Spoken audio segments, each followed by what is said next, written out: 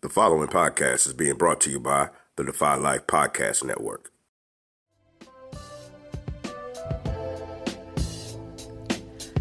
Welcome to Aftergate, powered by the Defy Life Network. Are y'all ready?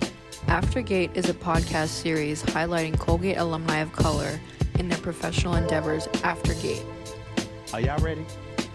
Aftergate is hosted by Alvin Glimpf, aka Al, and Herman Dubois, aka Jerry. Are y'all ready? We are doing Aftergate because Colgate University has produced innovators who have changed the world every day, yet many alumni of color and the mainstream Colgate community are unaware of the amazing accomplishments of alums of color. Are y'all ready?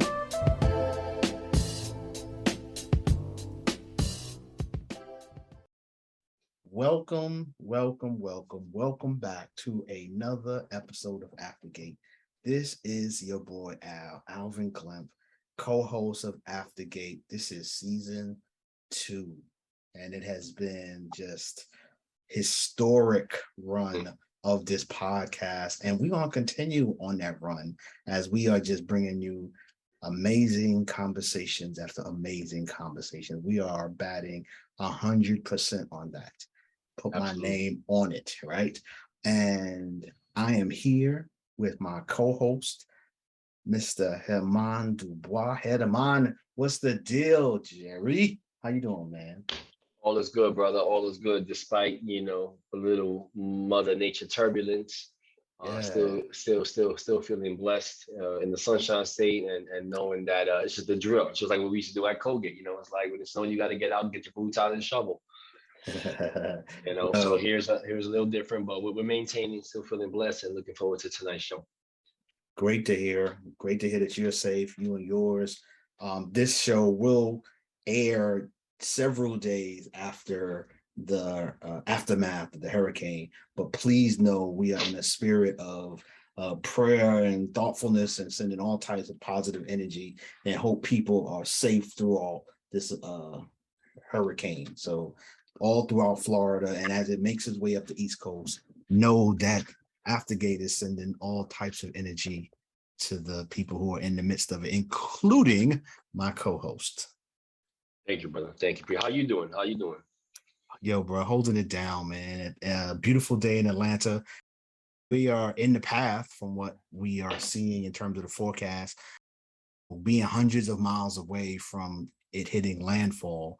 Typically, it's a really, really bad rainstorm by the time it gets to us, but we will definitely be paying attention, and hopefully we don't have no power outages, things like that. But on the real, we're healthy, my family's good, and so feeling blessed and just grateful to be here. Which is a great segue for me to remind folk that this podcast, Aftergate, is something where we are interviewing alumni of color from Colgate. They're trying to amplify the accomplishments post-graduation. And we do that as we dive into their life while they were on campus, before campus. We just want to lift up the innovators, life changers, the agents of hope throughout this world who happen to be alumni of color and came through that Colgate campus. That's what Aftergate is all about. And tonight we are doing just that. Is it okay, my man, if I introduce our guest for this week? Absolutely. Please do, my brother. Appreciate your blessings. Aftergate family, network, all of those out there, we would love to bring into the Colgate room the one, the only, Jelani De Leon, aka, I'm gonna let her go through the AKAs, class of 1983.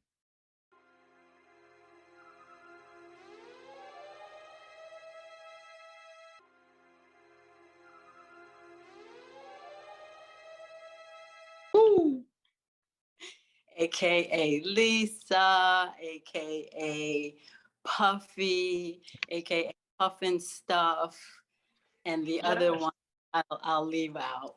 Okay. Keep PG. She went PG-13. Oh, that's enough. Those who know. If you don't know, you better ask somebody. Google me. Yeah, Awesome, yeah. awesome. My sister, it is awesome to have you on here tonight. I'm looking forward to hearing your story. You come, I'm just gonna keep it 100. You come highly recommended. Mhm. There are people who listen to the show. There are people who have been on this show who are huge advocates and champions and are like, you know who's missing from your roster though? You know who you haven't done, who you got to get on?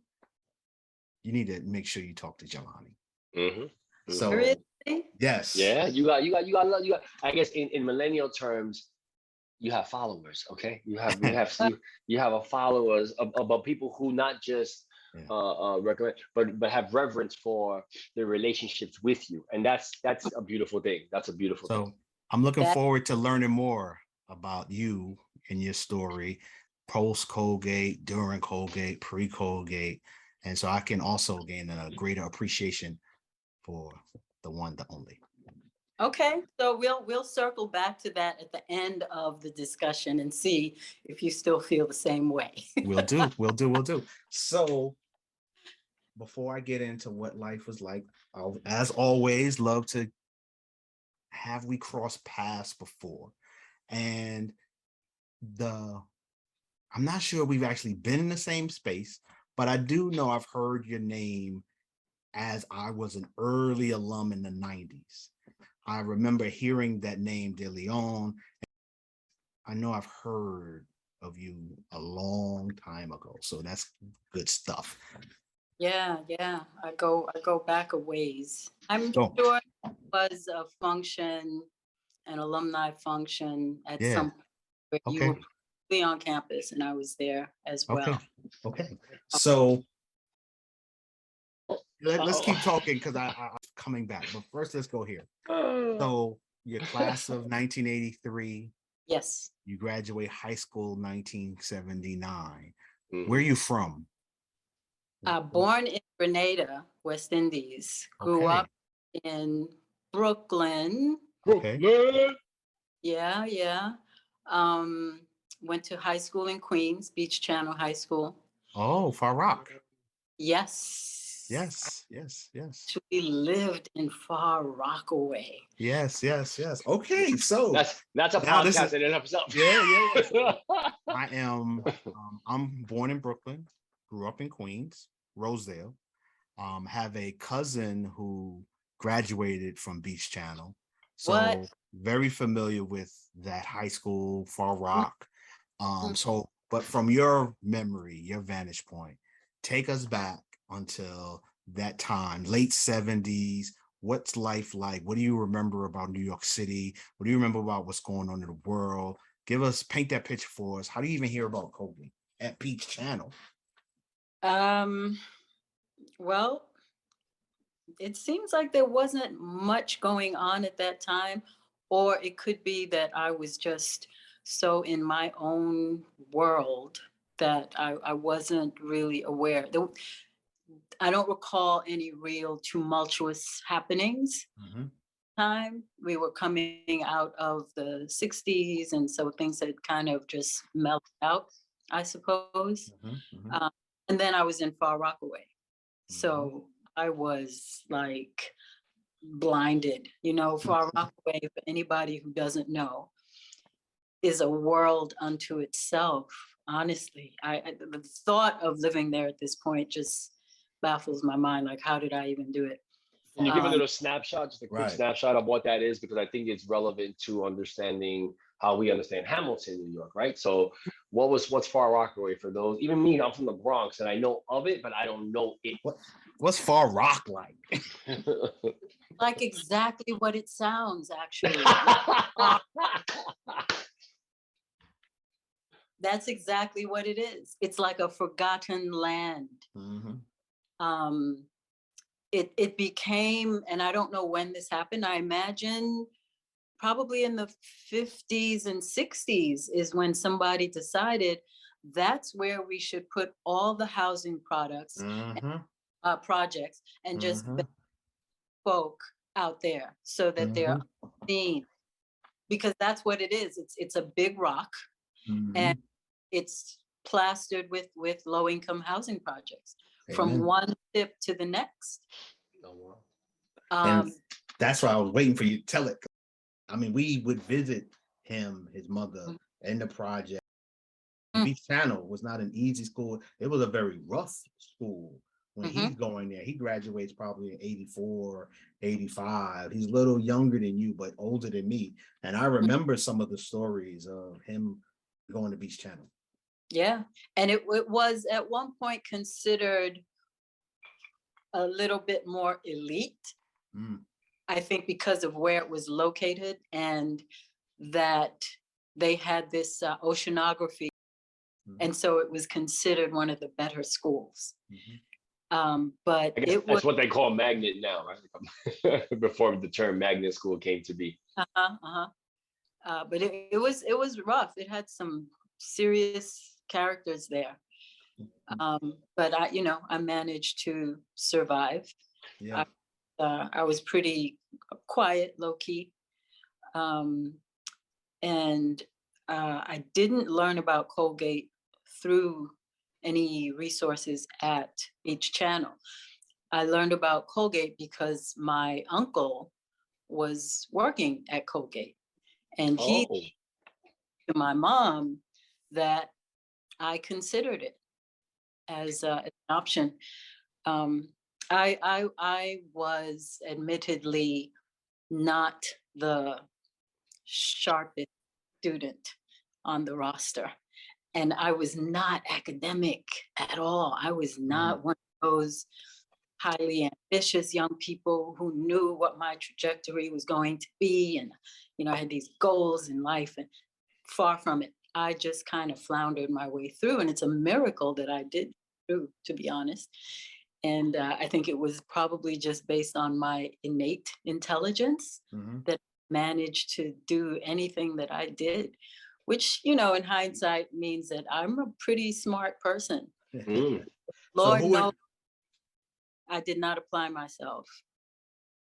Who was your uncle? I'm just curious. Who? Oh, A.C. Jackson. Career development. Yes. Yes. I remember AC.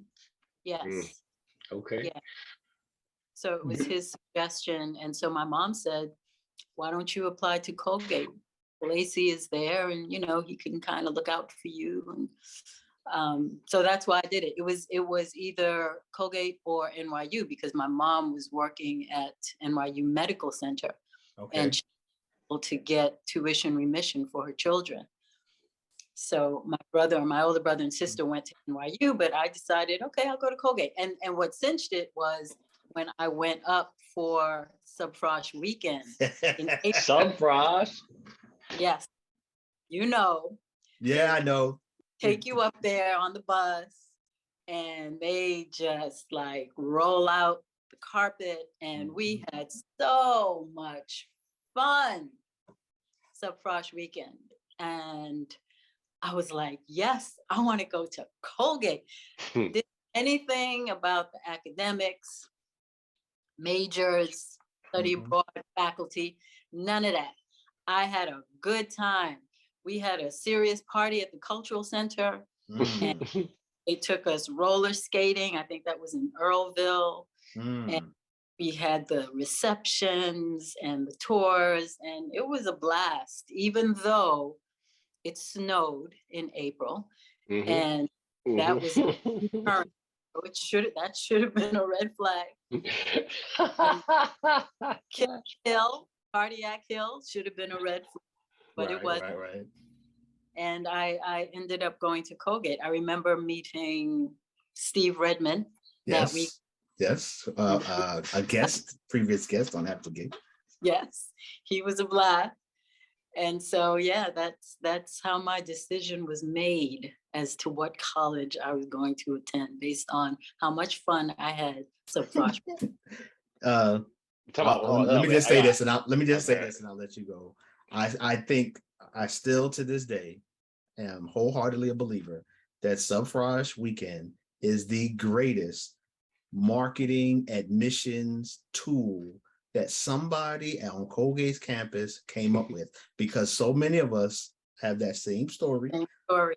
And they didn't just go and put a plaque for that sister or brother who came up with, what if we bring them up Right. on a bus? It's almost like they took a play out of the NCAA recruitment strategies. When they want to recruit a top player to come, they bring them up and let them have a good time with who? Other football players and upperclassmen to say, listen, we know you play football, but let me show you what the rest of your life is going to look like after you're playing ball. And that's what that Subfrosh weekend does for many of us. But I'm so fascinated. I am so fascinated to hear about the Colgate journey. But I do think that there's some value in understanding just a little bit more about your background pre-Colgate. You said earlier that you were born in Grenada. So I'm interested, when did you end up in the US? Was it you were raised in the US, or did you come to high school, at 13 and then go to Far Rockaway from Grenada? Because that's a very different shift than coming out of public school in Brooklyn or Queens and coming to the, US education system. From your perspective, I share as much as you want or don't want, but what was the transition like coming from Grenada? Well, I left Grenada young. I left at 2 and then went to Trinity and left there at 6. So I did attend elementary school in Brooklyn, PS 92 in Flatbush. And then junior high school, I was bused out to a white school. And from there, went to Beach Channel and then to Colgate. So I did have that background. Americanized. I wasn't off the boat.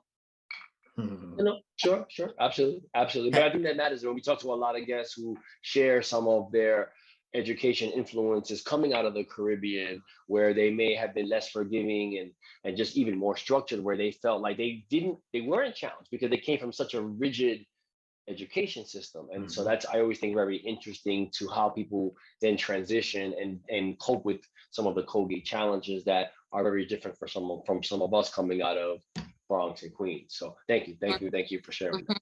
Sure thing. Had you visited Colgate before Subfrosh weekend? Before Subfrosh weekend, absolutely not. Prior to that, he was in Ohio, the College of Worcester. Oh, yes. I visited him there. But once he got to Colgate, I hadn't been there until Subfrosh weekend. Gotcha. Yeah. Were you part of the Scholars Program? Did they have like a Scholars Program? So you did Scholar Summer? Absolutely, yeah. The 6-week program. Yes. Yeah. What was that like at that point in time? What's your flashbacks or memories of the Scholars Program? Oh my God, it was a tumultuous time. I mean, on top of being a young person and trying to find yourself and all that goes along with that, it was such a foreign environment. I was away from home for the first time and feeling nervous about that. At the same time, really excited about meeting new people and being on my own. So, it was a real mixed bag. I remember feeling very self-conscious. I remember feeling inadequate and ill-equipped. Like I said before, I was not the most stellar student. And so I felt like I was being asked to do things that were so foreign to me, like really study. I felt like I was out of my league. Right.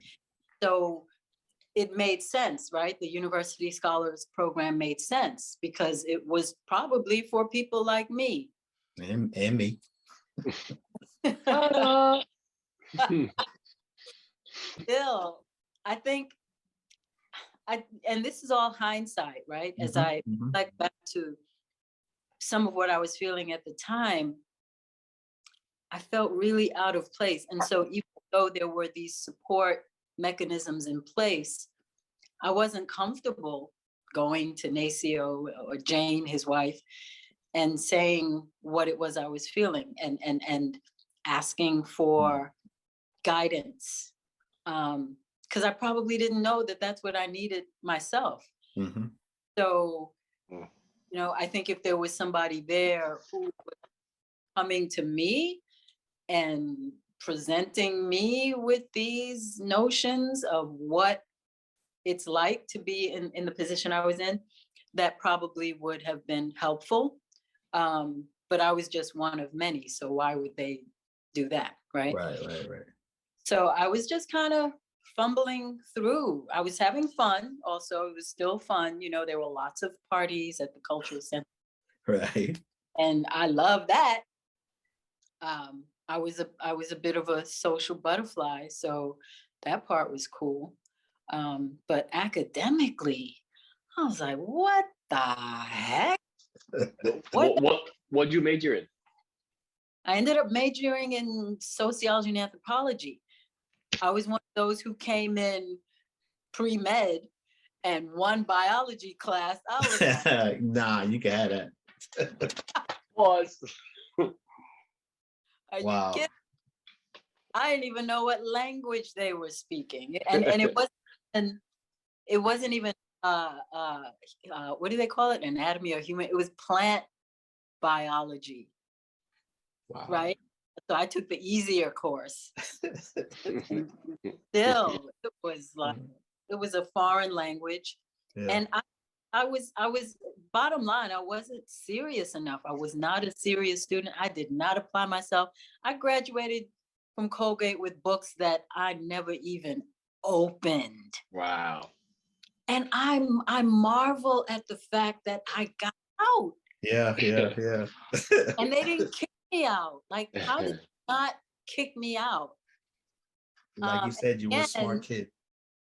I obviously was smart. Now, mind you, there was a shift that took place after my junior year. Like, finally, I had a wake-up call. That was after coming back from a year away from one semester in Zambia on the study group, and following just being at home, taking a semester off. And so when I got back to campus for senior year, I did a complete switch up. And all of a sudden, I was applying myself, and I was getting like good grades. And I thought, wow, what if I had done this from the beginning? Nice. What if I had actually studied and put in some time, right? Is that the same Zambia study group that Eric Bowen, is he on that study group? Yeah. Do you remember? Because he talked about it. He was there with me. Yep. Okay. Yeah.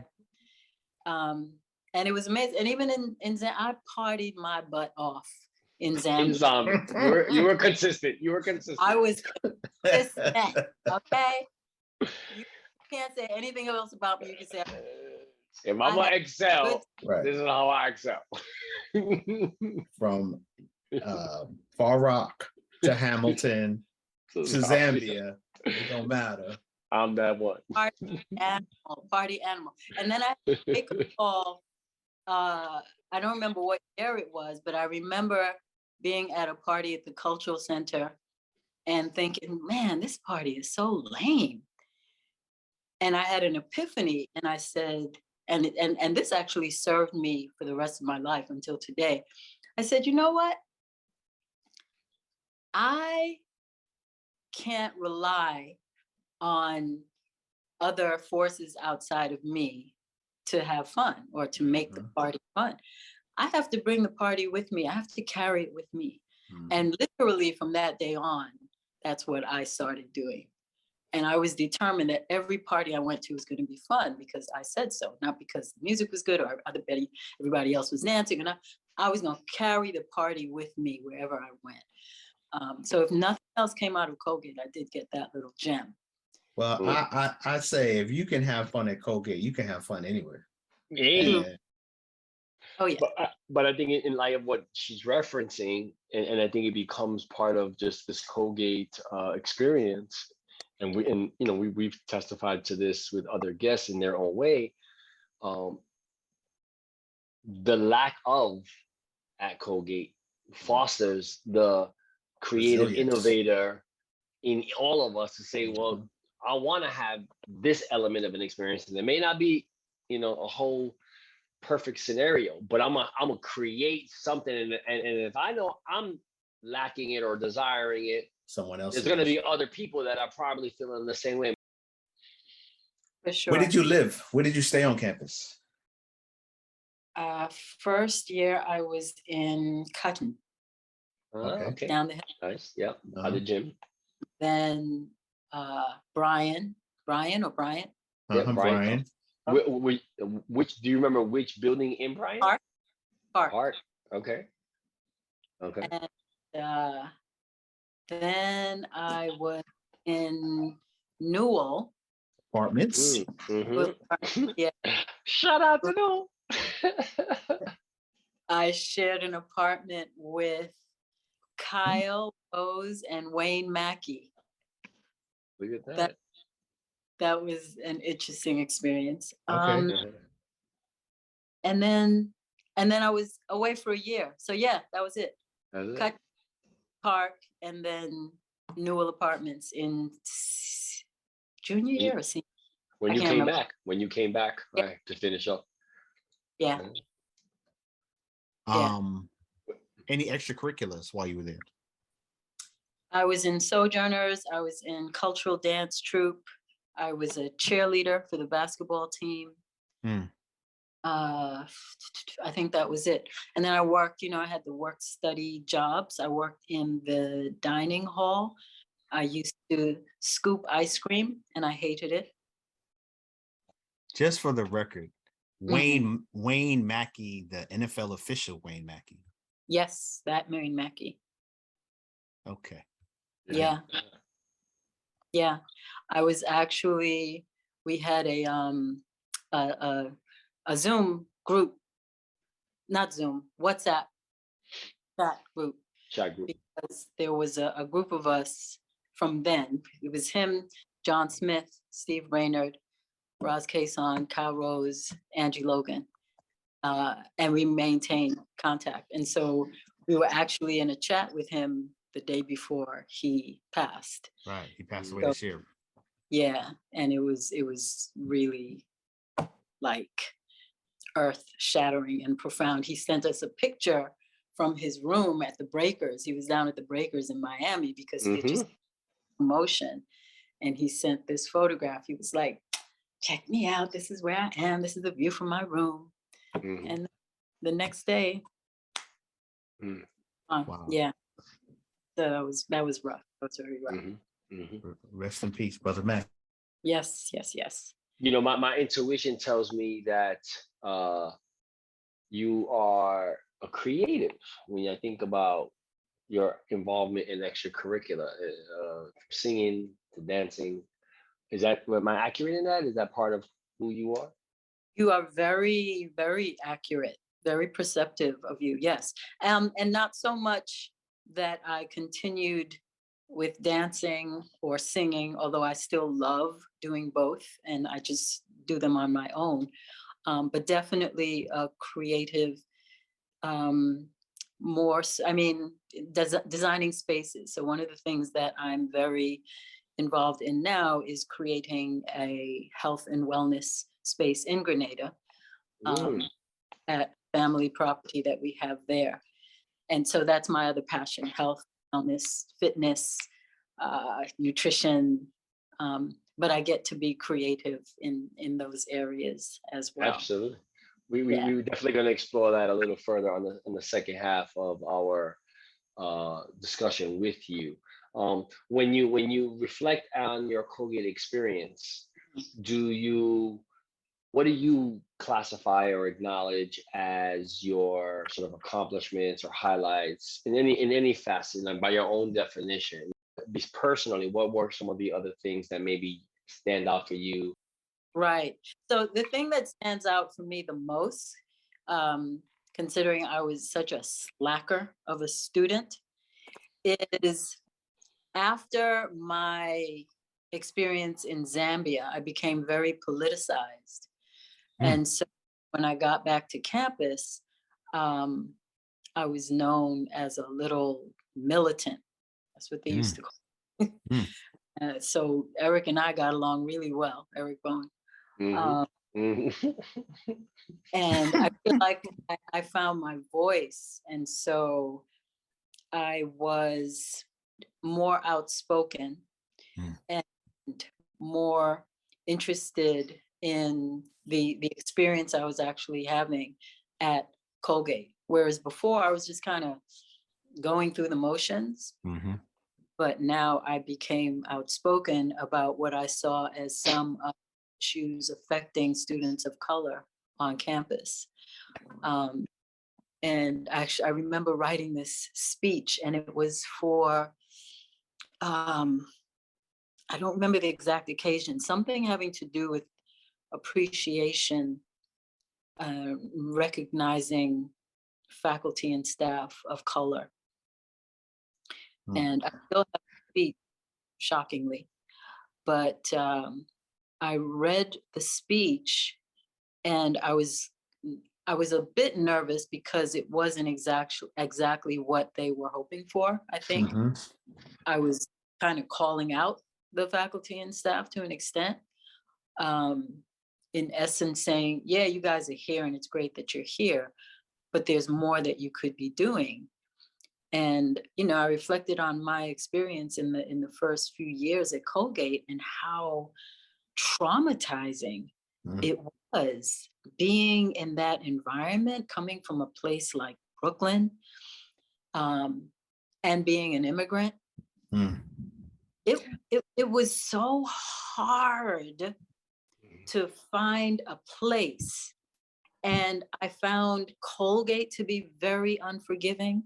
And God knows Hamilton and upstate was very unforgiving, just the climate alone. And it was so hard to be comfortable, just like anywhere I went, the dorm, the classroom. Oh my God, like how did I survive that? Being the only person that looked like me, looking around and seeing these rich white kids who just seemed to know everything. I felt insignificant. I felt incompetent. And that was a hard space to be in, you know? So I was calling out the faculty and staff saying like, you know, y'all are here. You did what you had to do to get here. What are you doing for the people behind you? And then I had an epiphany halfway through the speech, and I was like, you know what? That's not like, it's not totally cool. You know, they're here. They're showing, they're present. We now need to figure out a way to translate that into something more substantive. Because the fact is, these young people are coming up here and they're being literally thrown into the lion's den. Essentially, that's what's happening. Like, yeah, we want you here. We're giving you an outreach, right?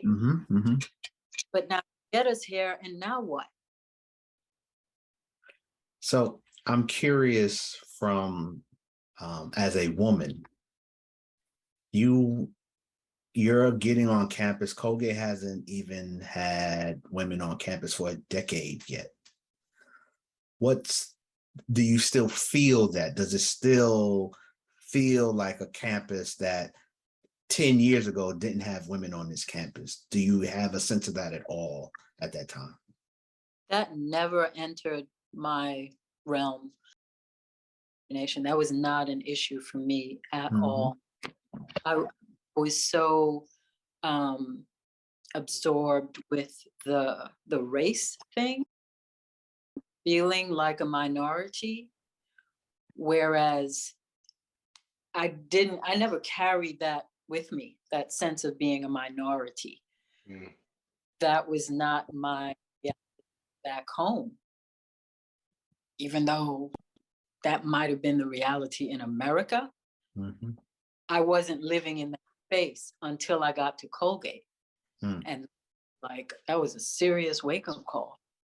I'd never seen that much whiteness in my life. And I didn't quite know what to do with it. And so I think I shrunk myself a little bit, and I definitely stayed with what was familiar. So I didn't go outside of my comfort zone. No, I didn't mingle with white students. I didn't get to know them. I had a roommate my freshman year. What was her name? She became dean of admissions for a Oh, wow. when I was working there. Hill, something Hill, Mary Hill or something Hill. Anyway, and I saw a couple friends of mine who had white roommates. John Smith had, I think, Steve Rayner, and they're like this till today. And I was like, what's wrong with me? Why can't I do that? I just didn't feel comfortable in that space. We were so different. And I just, everywhere I looked, that's what I felt. I didn't feel like the professors were interested in me. I didn't feel like they were approachable. I was intimidated. And it was a rough time until my last year. Like when I found my voice and I felt more confident. And I think coming out of the study group in Zambia is what did that. So that was definitely the highlight of my Colgate career. I thought one of the best things that Colgate did was to institute that study group to Zambia. It literally changed the trajectory of my life. Had I not done that, my life would look very different than what it looks like today. While I was there, I met Bert Tucker, who was a member of SWAPO, very active at the time in Namibia, and Michael Tabor, who was a former Black Panther, who had expatriated to Zambia. And those two men, they know how instrumental they were in changing my life. They introduced me to concepts that made me come more in touch with my Blackness, with my with the imperative I think we have as Black people, as African descendants, to take a stand for ourselves and to stand up and be strong and to stand on the shoulders of our ancestors. So that did for me, and so I brought that back.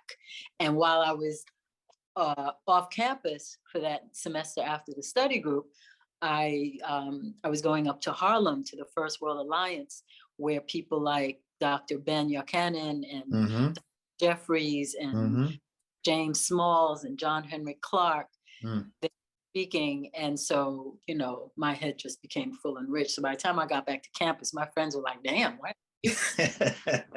Wow. What happened to you? She's different. Yeah. Right. She's different. Right. Oh, got a lot of flack. And I became a vegetarian. I literally changed my life. Right. And some folks weren't too happy about that, but I was, and that's what mattered. And I just, I switched things up. And so I became more and speaking up, like I said, and I felt the need to challenge the status quo in a way that I hadn't done before. And interestingly, that speech, and again, I can't remember the timeline, like if it was my senior year, I'm feeling like it was, or shortly thereafter. It was that speech that was instrumental in me getting that position in OUS years after the fact, because there were some students who had heard the statements that I made. And so when the administration put out the call for candidates for the position, Vandon Williams, along with a bunch of students, put my name forward. Yeah.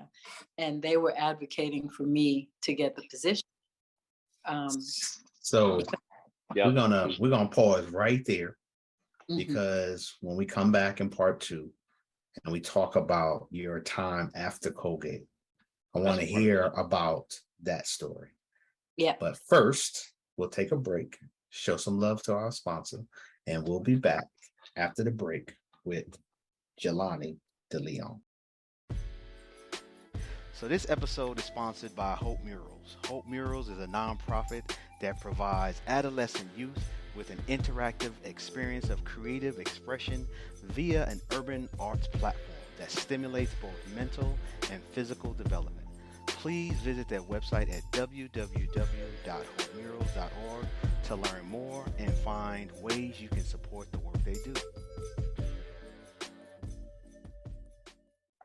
Welcome back. Welcome back. We are here, part 2 of our conversation. Before we jump into the second part of the conversation, let's make sure we thank our sponsor, Hope Murals. So make sure you show them some love. Check out their website, hopemurals.org, social media at Hope Murals.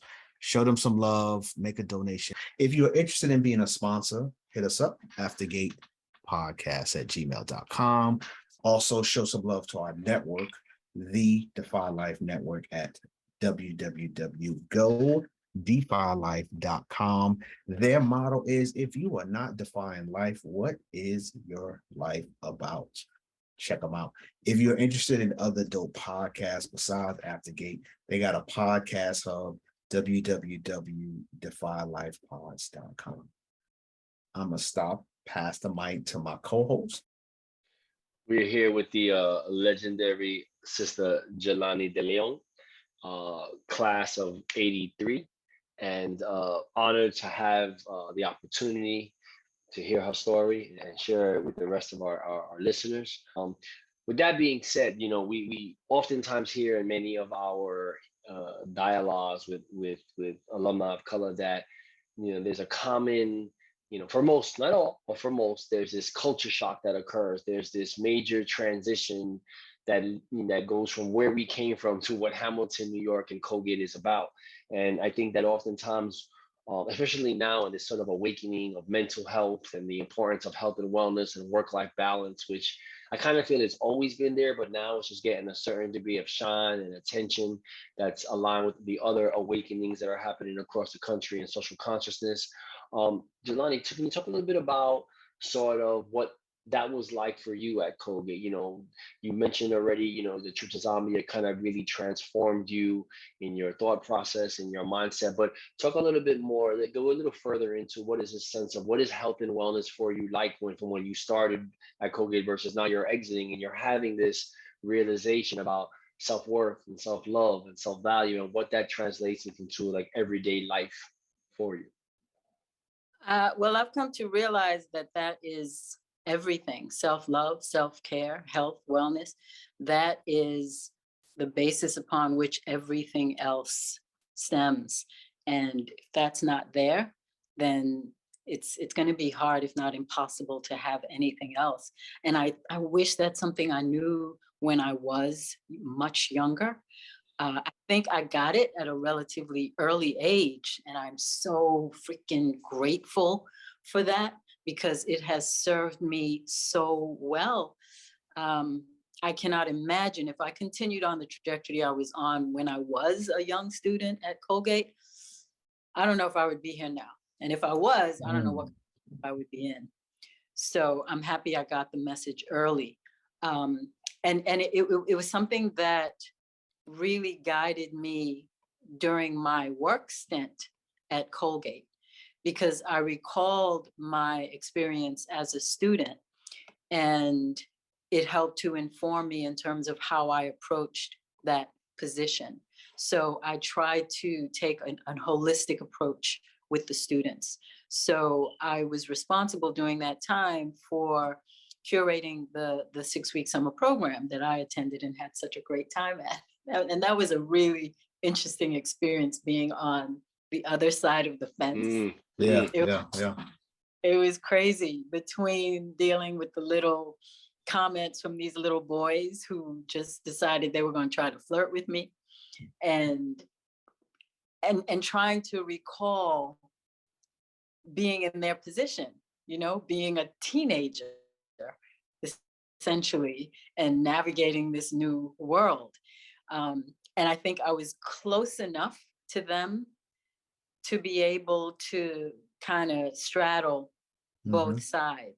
And I think that's what made me effective in the position. So I really tried to approach that role with compassion and understanding and a very close recollection of what I went through. And I remember one time being in my office, and there's this huge file cabinet in which my file, my student file, was in.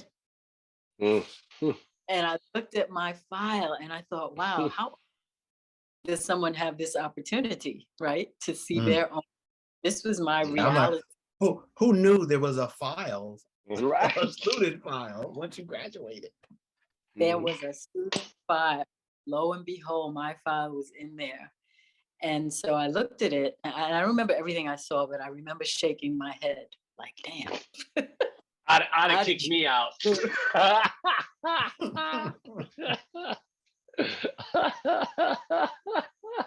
was amazing. But again, it was a really helpful tool for me to try to approach this position. I was so passionate about really trying to reach the students and relate to them, and it became tricky at times because, like, I don't want to relate too much because that took me over to the other side. But I wanted to be able to give them what I thought I lacked as a student, and I was so passionate about it. So, again, the notion of taking a holistic approach, and so it was out of that sort, and I definitely wanted to talk about sort, the Sisters of the Round Table. It was out of that desire to approach things holistically, right? So I was very clear that nothing happens in a vacuum. So your experience as a student in the classroom is going to rest heavily on what you're going through emotionally. You can't separate those two. And how you're feeling physically. You can't separate that. We can't compartmentalize our reality. Everything is connected, right?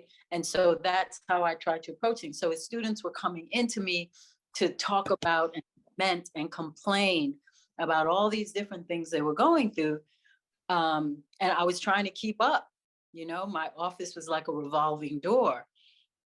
So I remember specifically a student came in one day and she was talking about something that happened between her and a guy and another girl, and she left, and I was like, oh God, I don't know if I could do this anymore. It's too much. Wow.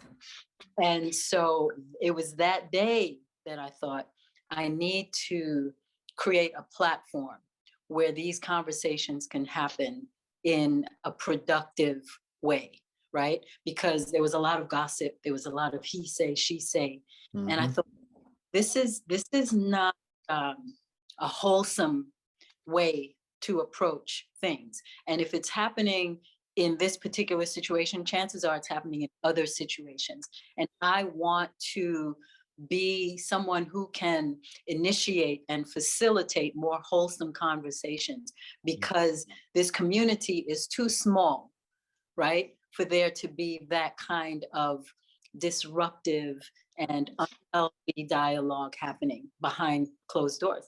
And so I called this gathering of women specifically and explained to them what my intention was. So there was not going to be gossiping. There wasn't going to be he say, she say. There wasn't going to be complaining. There was going to be dialogue. There was going to be open, honest, in-depth dialogue for the purpose of coming up with solutions. That's specifically why I called it a round table, right? Because there was going to be back and forth. There was going to be interaction. We met initially, I think it was weekly. Wow.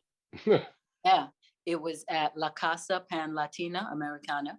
What year was this, by the way, that this was launched? I'm just curious. I was there from 93 to 97, and it would have been either late 93 or 94. Okay. The first gathering. And out of that meeting, and this is why it stands out so clearly for me. One, I remember the student who came into my office. That was the pivotal moment where I said something about this.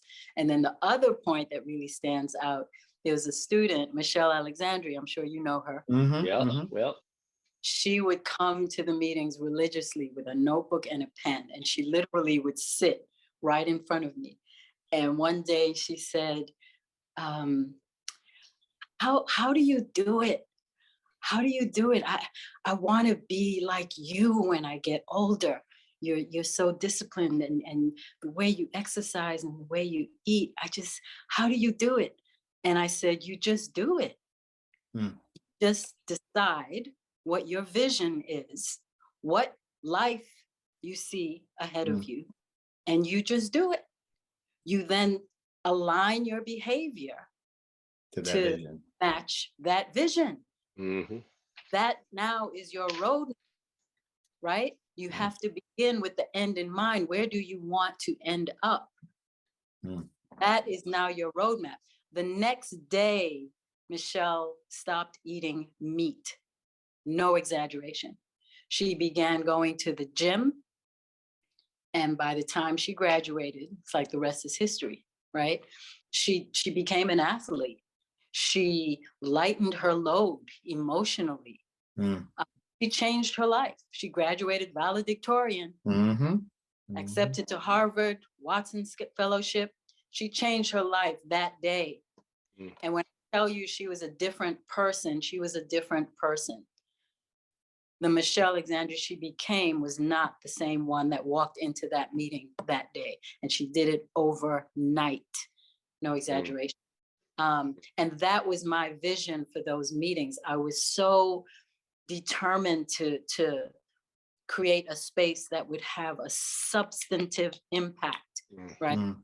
Because I knew what I felt I was lacking. I think if I had a space like that when I was a student, where I felt like I could be heard in my own voice, I think it would have made a difference.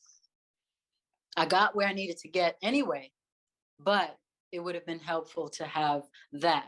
And so I wanted them to understand the connections between their voice, what the words they were speaking, and where putting their attention on the problem. There was so much attention being put on these problems that at the time were self-imposed, right? I wanted them to start thinking more about the solution and what their role was in the situation, right? And how they could shift, how they could take on a healthier approach, how they could see themselves in the driver's seat of their lives. Wow. Not things were happening to them, but things were happening for them. And in many cases, things were happening because of them, which is good news, because if it's happening because of me, if I am responsible, then I get to do something about it, which is far more empowering than if it's happening to me, then I'm a victim. And I have to wait for somebody to do something for my circumstances to change. But no, you're in the driver's seat. So what are you going to do about it? Listen, I wanted to clarify, and the whole sort thing with Kiwanda, you know what I think it is? I never formalized the organization. I was just having the meetings with the students. I think maybe because she went to SGA and petitioned for it to become, but that's not founding it. So what she's saying is actually inaccurate. She didn't found the organization.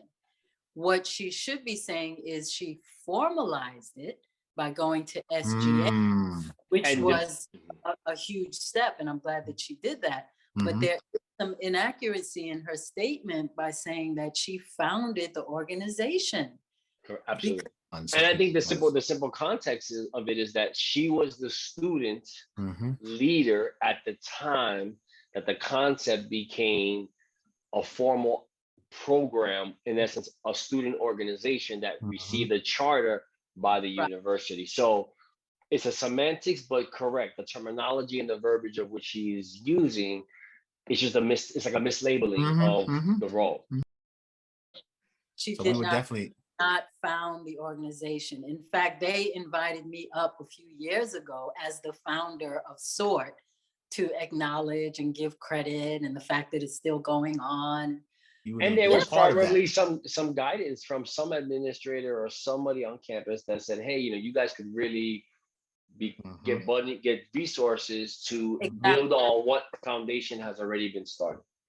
Yeah, because it was a very casual thing. I mean, I had a budget. If I wanted to do something with the group, I could have done that. But like I said, my priority really was just trying to provide a space for these young women to be able to get their stuff out in a more structured and wholesome way. And then the brothers got upset because they're thinking I'm showing favoritism because I did something for the women, but I didn't. So then they came to me with the idea of starting up the brothers. Oh, that's how brothers got started. Okay. Yeah, that's how it was Matt Lombard who came to me and said, we want to do this. I was like, okay. And I gave them sponsorship for that group, but I didn't do anything to formalize SORT. So yeah, just to set the record straight. And I'm happy to speak to Kawanda because I think she deserves credit for taking the step that she did. I only learned about it from listening to the podcast when she talked about going to SGA. Out of curiosity, how does it function, operate now compared to your initial vision? Like just I got the sense when I did go back to campus, got the sense that it wasn't quite centered around the same philosophies that I envisioned when I started it. I thought, you know what, they're doing something. It watered down. It really was a space where I wanted young people to be able to start honing in on the inner workings of their relationships and the results they were seeing in their lives. yes. Right? Start, circling back and have those more grounded conversations like, how did I contribute to this? What could I have done differently? What is the outcome that I really wanted to see? And it didn't sound like they were really doing that. It sounded like it was more of a social outlet. I was like, hey, if it's working, who am I to say? True that. But definitely not quite the same. When did you make that owning, like having some agency in your life? When would you say you developed that perspective? That started coming to me in my 30s, actually, in the early stages of my working at Colgate. I exposed myself to some teachings that flipped the script for me. In very specifically in that regard, that I was in the driver's seat. Gotcha. That it's up to me. Nobody's coming to save me. Nobody's coming to make things better. My happiness is dependent on me. And I had some very real life experiences with that and began practicing it to the point where I could just shift on a dime. I came to understand that my moods weren't dictated by things that were outside of me. They were dictated by my decision as to how I was going to react to things. Amen, so, amen. I'm gonna put that on a t-shirt. More people need to know that and own that. The second thing I want to mention is that with the dates that you offered in terms of your tenure at Colgate, now I am confident that we have been in the same space, because I can remember coming back on campus and Dimension, Denniston Reed is a leader on campus at the time. He's class of 94. There was some type of alumni event that is bringing us back. And I remember there was a sister who was over OUS at that point. Charles Rice was no longer that person because he was OUS head when we were there. Right. now I'm definitely connecting that. Yeah. And Mhm. Jerry, I'm pretty sure you were on that trip as well. Steve Williams, it was like the whole crew.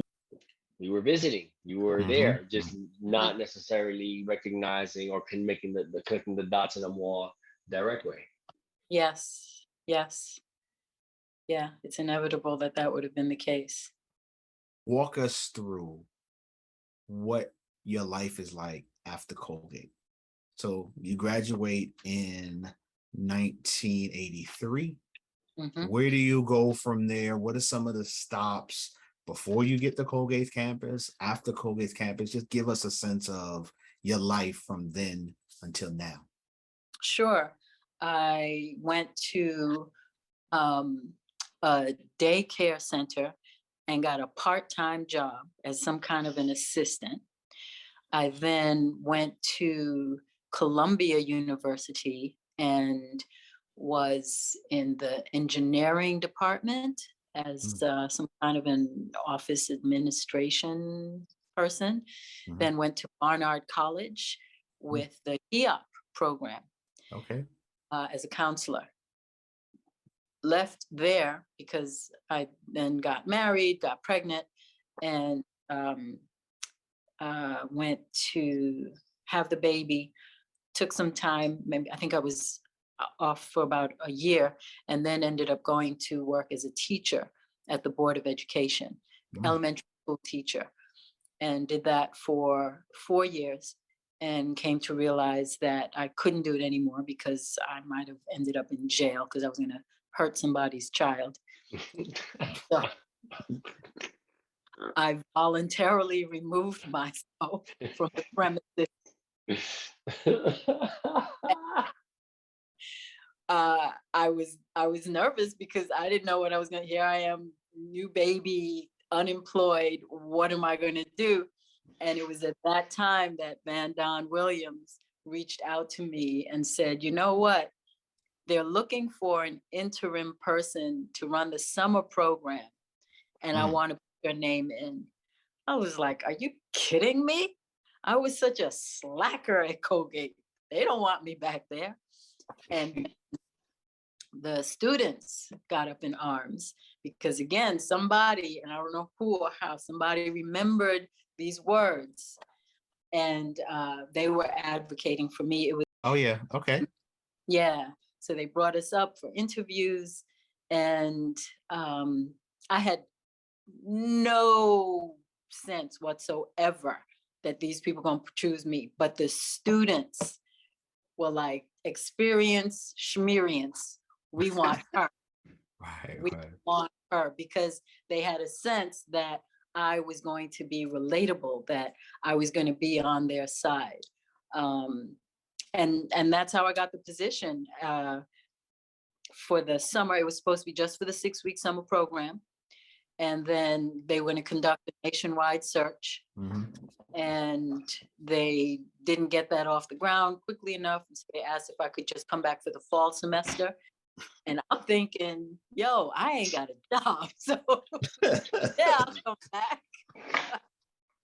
And then the fall semester turned into the year.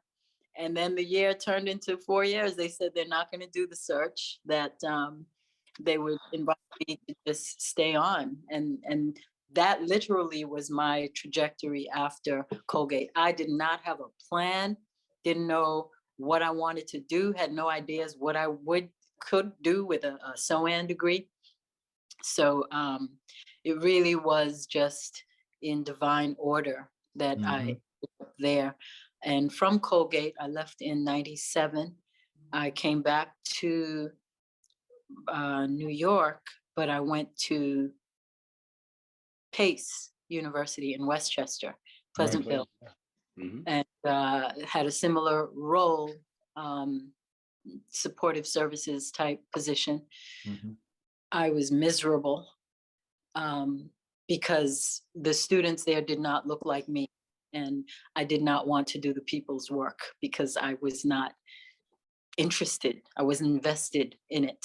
I was invested at Colgate because I had strong reasons to be. But there, I was like, I don't give a damn honestly, about your graduate students of education.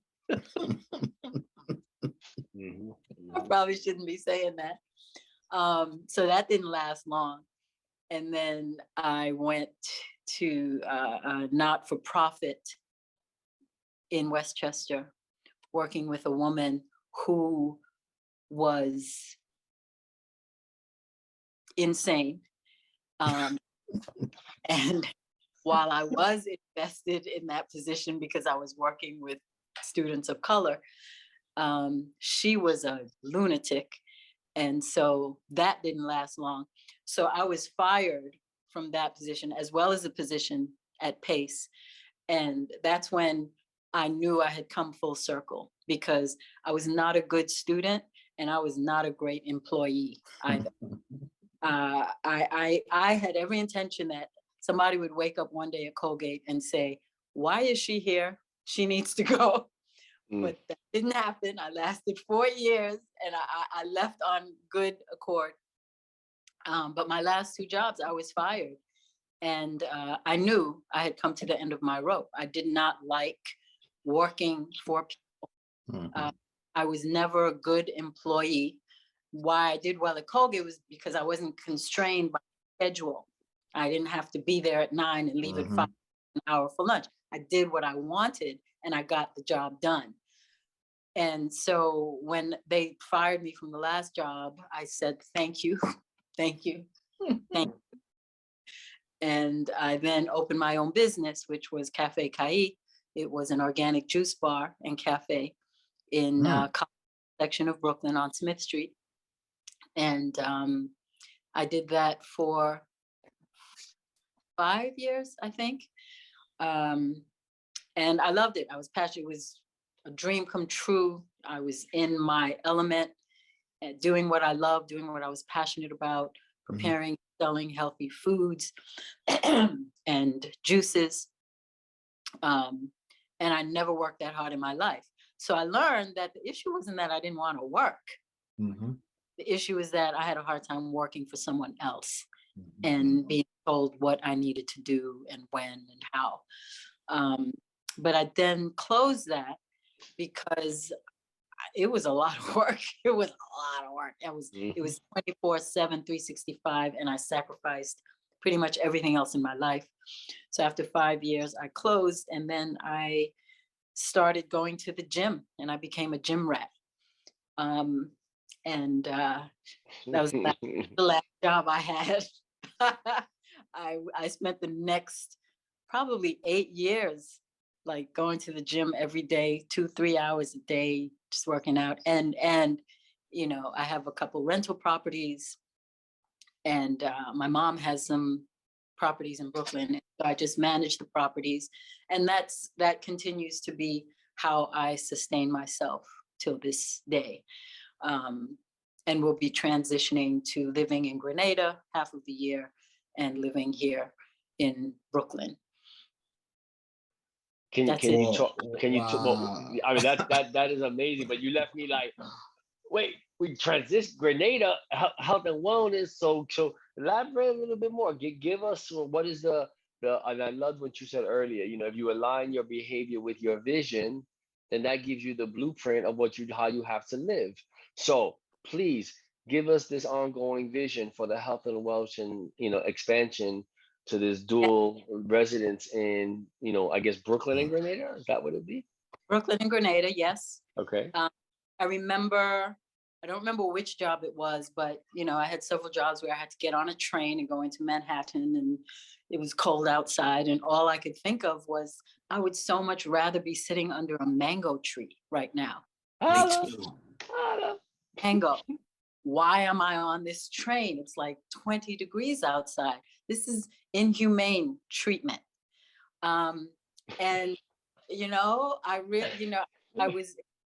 was in Grenada for 9 months and got back just in July. And I found myself there sitting on a hammock, literally under a mango tree. And I thought, wow, this was my vision way back. This is where I saw myself. This is what I was doing. On Smith Street. right? I manifested it. Mm. And oh, it's because I had that vision in my head. And so I firmly believe in this stuff. And I didn't have a plan, but I had a vision. Mhm. So I had to go through all the steps that I went through. I had to keep a good head on my shoulder. I wasn't foolish. Um, I laid the groundwork by holding down a job for when I did, for as long as I Mhm. did. Mhm. Um, I handled my finances well.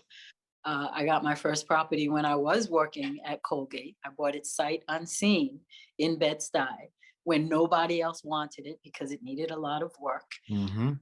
To this day, that's the thing that sustains me, right? It was Mm. $133,000 I paid for that building. Oh man, it's probably worth 10 times as much right now. But It's worth 2.2 million now. yeah. A tad bit more. Little little bit. Yep. That's So awesome. it's good. It's good thinking. Um, some stumbling blocks along the way, bad investments and so forth, but good thinking because it's not like I was born into a fortune, Mhm. but having a vision and aligning my behavior with that vision. Mhm. So I knew there were things that would serve me and things that would not. And Mhm. so when I made the decision to change my diet and become a vegan, I had a sense that that would serve me in the long run, more so than what I had been doing, which was a steady diet of junk food and processed food. I was the Mhm. queen of junk food. Didn't know why at the time, didn't have any information. I learned as I went along. Um, and what I can say now is in hindsight, I absolutely made the right decision because now the rest of the world is catching up to me. Mm. You know, I've been making green juice um, for 40 years. Mm. Now it's like a big thing. I've been making smoothies for 40 years. Now it's a big thing. So with some insight and an open mind, and some sense of what makes sense, right? You have to think long term. You Mhm. have to think, where do I want to end up? Mhm. And so this project in Grenada now is just a culmination for me of all of that, because now I get to really put into practice these things that I'm so passionate about, which is helping, is supporting people on their journey, which is modeling for people. What are the things that you need to do to have this life that you want for yourself? Have you gotten clear on the life that you want for yourself? Or are you just kind of going through the motions? And ideally, I would like to be able to work with young people so they get it sooner rather than later. You know what I mean? Get it early in life so Nice. that then you can see the long-term trajectory. You can look back to when you were 25. And so from 25 until 60, you've been living the life that you envisioned for yourself. And I get to do that because there I can have a captive audience. It's a beautiful space. It's an estate with 4 buildings, swimming pool, mountain views, city views, ocean views. And She failed to mention that's like resort like that wasn't just like we gonna be. I got a little property. I have to ask. We're talking some acres here, no? it's not huge. It's about 3 acres. Right, okay, but you got built. Yeah. So it's a campus. It's like a mini campus. Yeah. Now, is this up and operating, or is this being built? Where are we at So in the time of it? it's up and operating right now. We're doing Airbnb, so short-term vacation rentals. But eventually, I want it to be an event space, weddings, receptions, parties, but ideally a retreat space. I want to be hosting wellness retreats for people coming from abroad as well as locals. How many people Hold does it? a maximum of 22 people. It's not like Nice. huge. No, but that's cool. Two things come to mind. One is, from a true but the place of humor. You talked about what excelling as the party girl at Colgate during your tenure, right?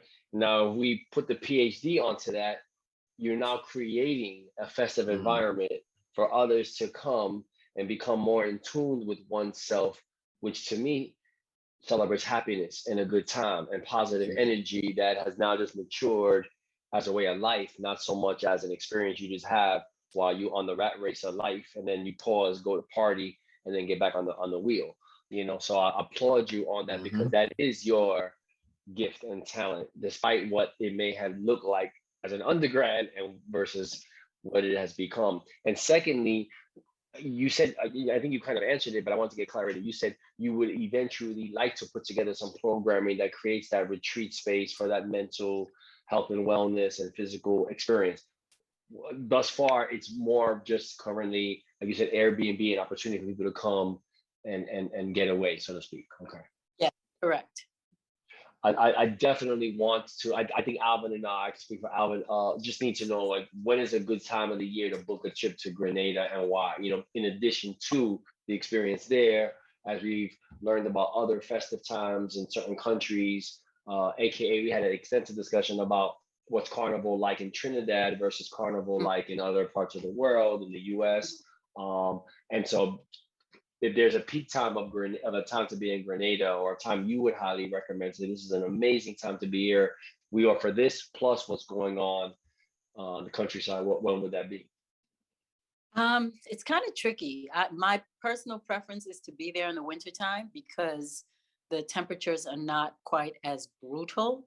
It gets hot, and with global warming, which is an actual thing, it can be unbearable. And so I think the most pleasant time to be there is during the winter months. And while there's not anything specific happening, there's always something to do. It's a small island, but it's so rich with culture and natural resources that there's no bad time. If the heat doesn't affect you, then, obviously there's Carnival in early September. And then during the summer months, it's the height of fruit season. So if you're like me and you're a fruit head, I love mangoes. So, oh my God, you'll lose your mind. It's ridiculous. It's ridiculous. And the beaches are incredible, and the mountains, hiking with sulfur springs. It's a really rich space in so many ways, that there's not a bad time. Holiday season is very popular. So depending on if you want something that is more active socially, then, there are peak times like holidays, Christmas, New Year's, obviously, and but if you prefer more kind of low key stuff, then off peak times is great. You get to move about easily. It's a safe island. People are so friendly. They're annoyingly friendly sometimes. You mentioned two islands, Grenada and Trinidad.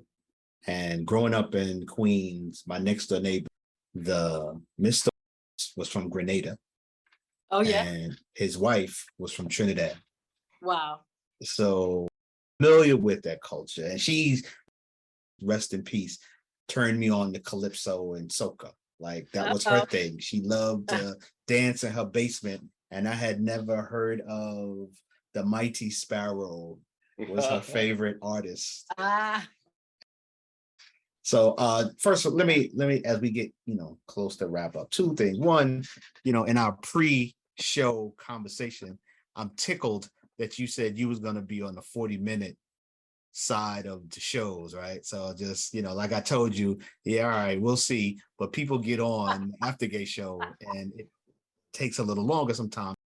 The other thing is, when we started the podcast, we talked about how revered you were, how people highly recommended you come on to this show, and you just wanted to check in to say, hey, at the end of telling your story, did you come through with being the one that we need to have on this show? And I would definitely speak for my co-host and say, without a doubt, we totally get why they were saying, oh, you ain't had her yet?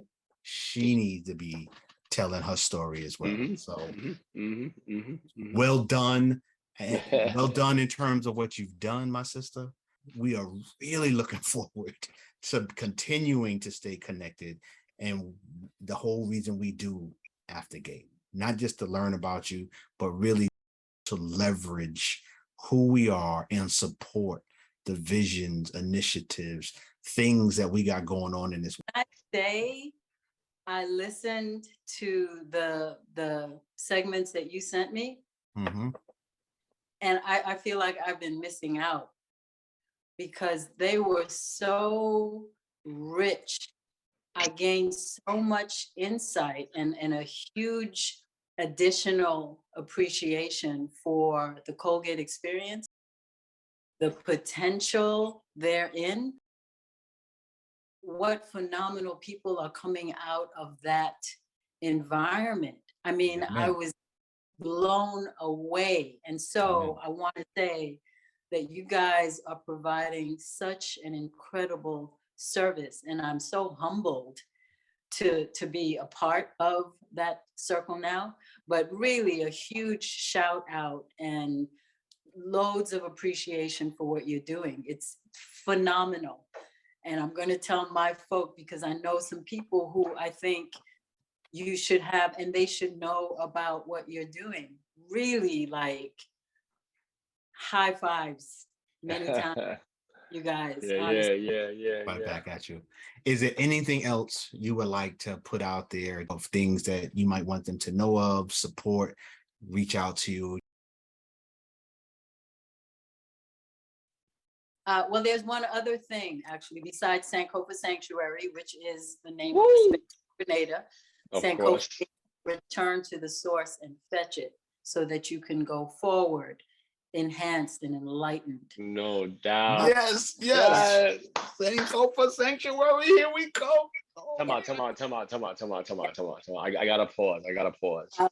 Particularly because Alvin and I, one of the many bonds we share from our Colgate experience is that we had an opportunity to be mentored by an amazing woman who was professor, director of the Cultural Center, Dr. Jelani Tedler, during our time there.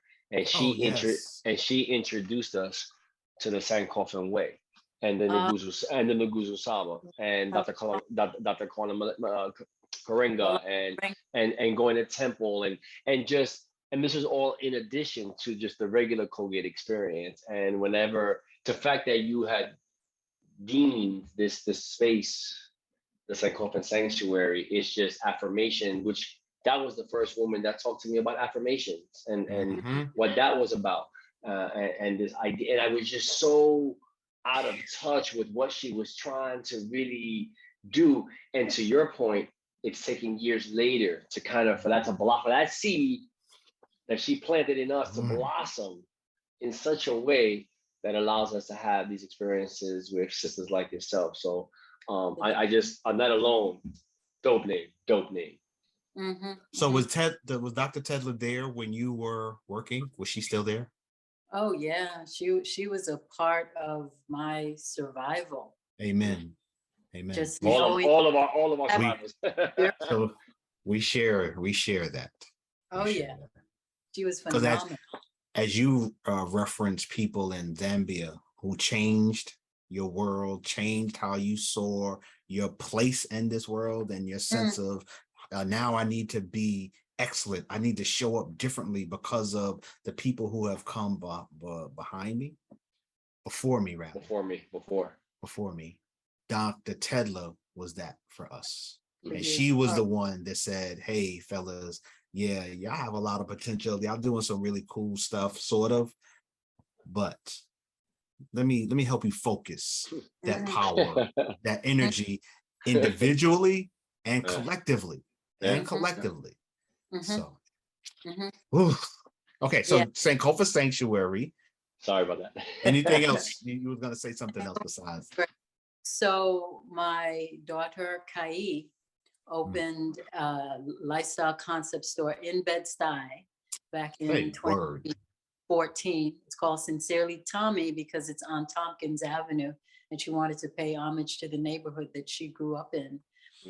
And I mention it because it's significant in that it carries on a legacy that was started by my mom.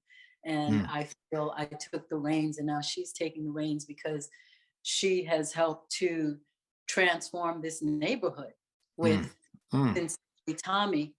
And she's taken it a step further in that she started a group at the onset of the COVID pandemic called Building Black Bed-Stuy, where he raises funds for Black businesses in the community to help them carry on their mission. And one more time, name and where it's located. So Sincerely Tommy is located on Tompkins Avenue in Bed-Stuy, right on the corner of Tompkins and Monroe. And there are a lot of naysayers in the beginning because it's a phenomenal space. It looks like a gallery and it just doesn't fit in, right, to the typical Bed-Stuy retail space.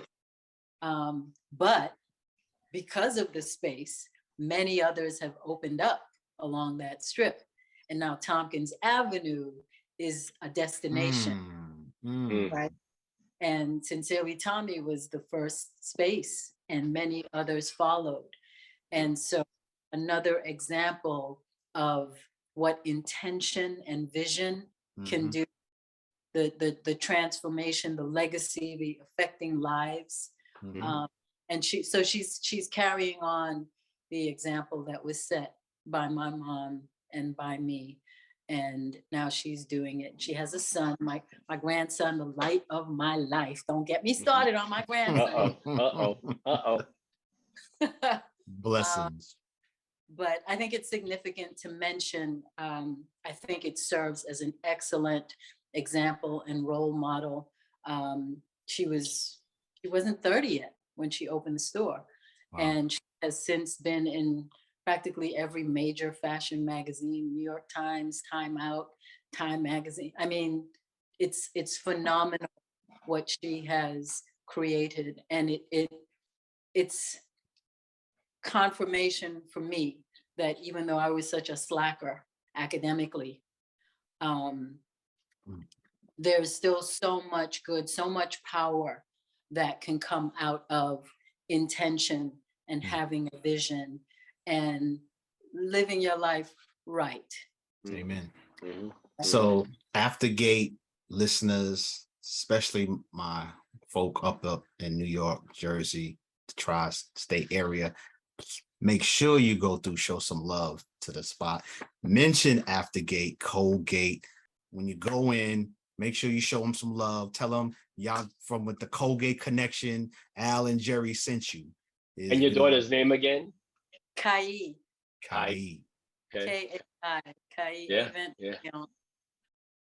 Listen, my sister, thank you for taking the time. And it has truly been an honor to have you on our show. Oh, thank you for having me. I'm glad that I was able to contribute, even if it's in a little way, because I think it's so important. Like I said, I'm over the moon with what you guys are doing. So I appreciate the opportunity to share my voice a little bit. I hope somebody else out there will find it valuable, young folks especially, hopefully some students listening, and find some gems. Well, this has been another episode of Aftergate Season 2. Thank you to our guests. Thank you to our listeners. Aftergate is always powered by the Defy Life Network, and we are on all of your streaming platforms. So remember, Colgate of your day is not the Colgate of today, and it's certainly not the Colgate of the future. Peace, family. You hear that? Listen closer. That, my friend, is the deafening sound of focus. It drowns out all the useless noise that can clutter the moment. Naysayers don't exist. Haters? Smaters? The peanut gallery? Who's that? When you in your zone, all that noise and all that buzz is just elevator music. So, enjoy your journey, focus on your goal, and bask in the quiet roar that is progress. Because when it's your time to shoot that shot, spit that verse, or close that deal, the only voice that matters is yours. In 5 Life.